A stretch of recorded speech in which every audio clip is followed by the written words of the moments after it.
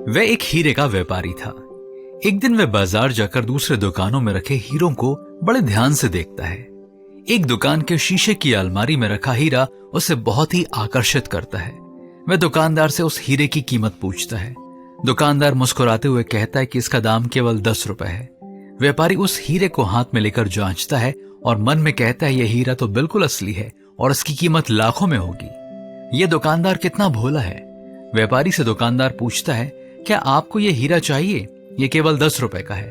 व्यापारी सोचता है, अगर मैं इसे ऐसे ही एकदम से खरीद लूं तो दुकानदार को शक हो जाएगा, इसलिए वह उससे हीरे की कीमत 5 रुपए बताता है। दुकानदार गुस्से में कहता है, 10 रुपए से 1 रुपए भी कम नहीं होगा।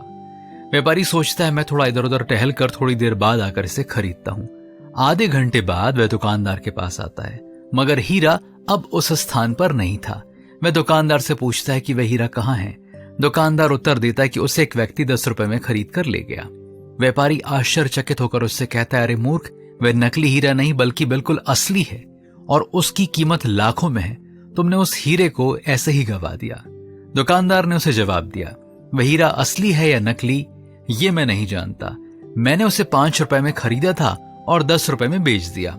उसकी कीमत लाखों में है यह तुम जानते थे, फिर भी तुमने उसे नहीं खरीदा और उसे गवा दिया। अब बताओ, मूर्ख तुम हो या मैं? व्यापारी शर्म से अपना सर झुका लेता है।